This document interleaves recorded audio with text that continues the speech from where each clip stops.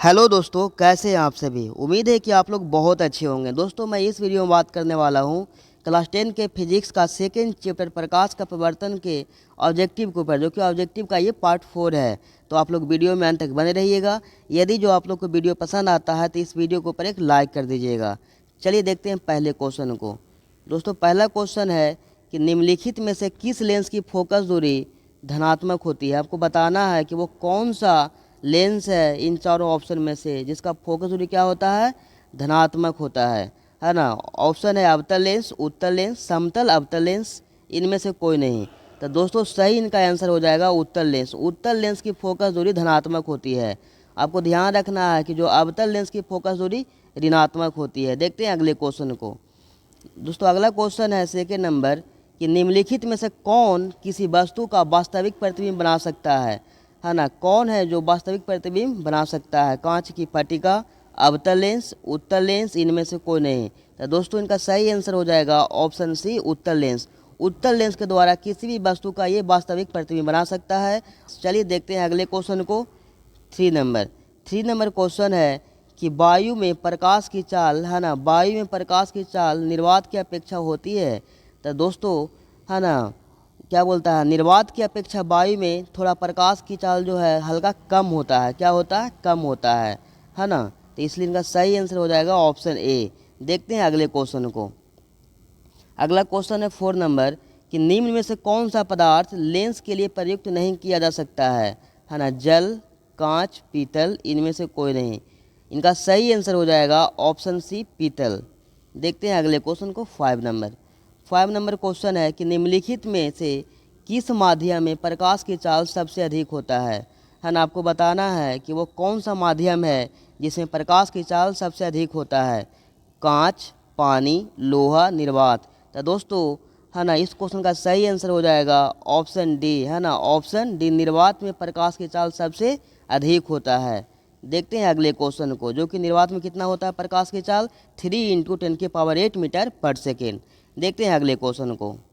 अगला क्वेश्चन है 6 नंबर कि एक उत्तल लेंस होता है ना। उत्तल लेंस कैसा होता है। एक उत्तल लेंस होता है सभी जगह समान, सभी जगह समान मोटाई का, बीच की अपेक्षा किनारे पर मोटा, किनारे की अपेक्षा बीच में मोटा। ये सही है। इनका सही आंसर हो जाएगा ऑप्शन सी। जो उत्तल लेंस है दोस्तों उसमें क्या होता है ना, बीच में मोटा होता है लेकिन किनारे पे पतला होता है। तो वही हुआ, किनारे की अपेक्षा बीच में मोटा।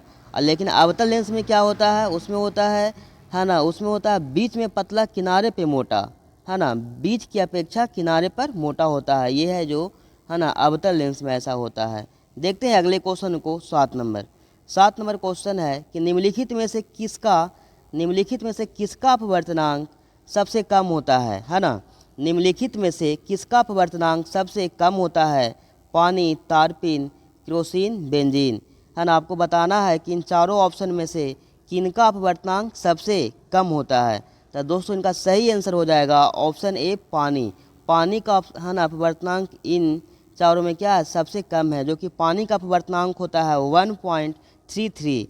तारपीन का अपवर्तनांक होता है 1.47। केरोसिन का अपवर्तनांक होता है 1.44। बेंजीन का अपवर्तनांक होता है ना 1.50। इनको आप लोग नोट कीजिएगा कॉपी में। देखते हैं अगले क्वेश्चन को। 8 नंबर क्वेश्चन है दोस्तों कि वायु का है ना, वायु का निरपेक्ष अपवर्तनांक वास्तव में होता है। वायु का निरपेक्ष अपवर्तनांक वास्तव में क्या होता है वही बताना है आपको। 1 के बराबर, 1 से कम, 1 से अधिक, 0। तो दोस्तों का सही आंसर हो जाएगा 1 से अधिक, क्योंकि आप जानते हैं कि वायु का जो अपवर्तनांक होता है 1.003 होता है, यानी 1 से थोड़ा अधिक होता है। इसलिए इनका सही आंसर हो जाएगा 1 से अधिक। देखते हैं अगले क्वेश्चन को। 9 नंबर क्वेश्चन है दोस्तों कि निर्देशांक चिन्ह परिपाटी में सभी दूरियां मापी जाती है। फोकस से, वक्रता केंद्र से, ध्रुव से, इनमें से कोई नहीं, है ना। तो दोस्तों इनका सही आंसर हो जाएगा ऑप्शन ए, फोकस से। देखते हैं अगले क्वेश्चन को। 10 नंबर क्वेश्चन है दोस्तों, है ना। 10 नंबर क्वेश्चन है, आप लोग बने रहिएगा वीडियो में अंत तक। यदि जो आप लोग को वीडियो पसंद आ रहा है तो इस वीडियो के ऊपर एक लाइक कर दीजिएगा। दोस्तों क्वेश्चन है 10 नंबर कि किसी बिंदु है ना, किसी बिंदु वस्तु से निकलकर किरणें किसी लेंस से अपवर्तित होकर जिस बिंदु पर मिलती है उसे कहते हैं, है ना, लेंस की फोकस, लेंस की वक्रता त्रिज्या, प्रतिबिंब बिंदु, है ना, लेंस का प्रकाश केंद्र। इनका सही आंसर हो जाएगा ऑप्शन ए, लेंस का फोकस कहलाता है दोस्तों। देखते हैं अगले क्वेश्चन को, 11 नंबर। 11 नंबर क्वेश्चन है दोस्तों कि तालाब का जल, है ना, तालाब का जल कम गहरा दिखाई देने के कारण है परावर्तन, विवर्तन, अपवर्तन, ध्रुवन।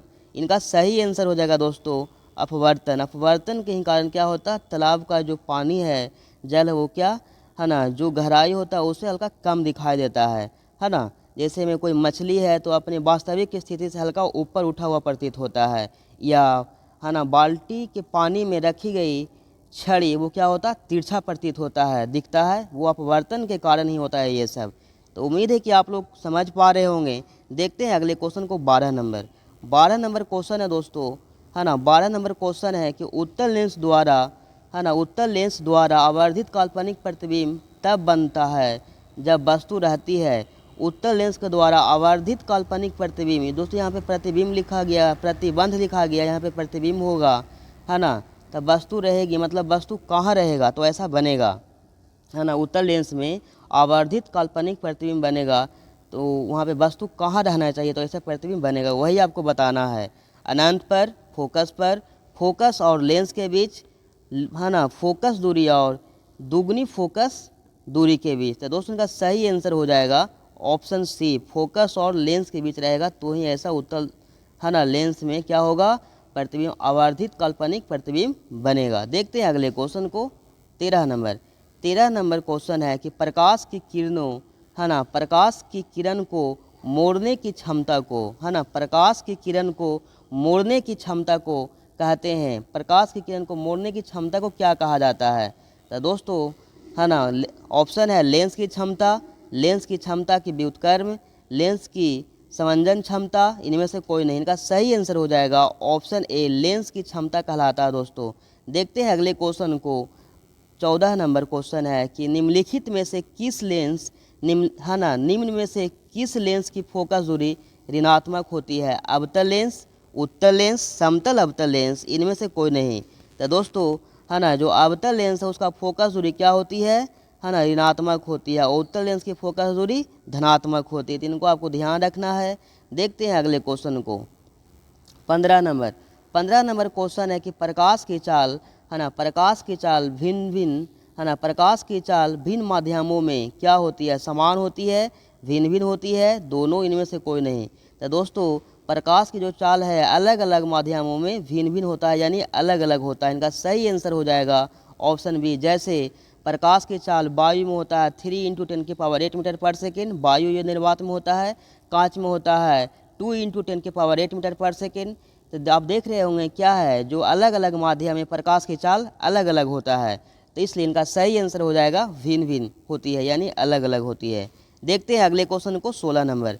16 नंबर क्वेश्चन है कि प्रकाश के अपवर्तन के कितने नियम हैं? प्रकाश के अपवर्तन के कितने नियम हैं?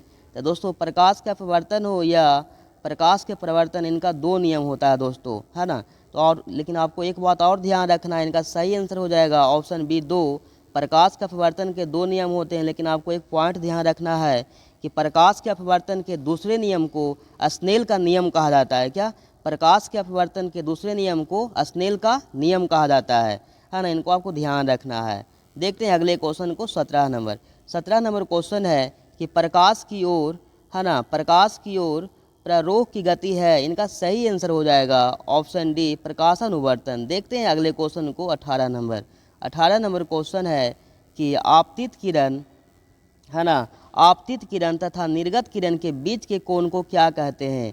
आपतित किरण तथा निर्गत किरण के बीच के कोण को क्या कहते हैं? आपतन कोण, विचलन कोण, अपवर्तन कोण, इनमें से कोई नहीं।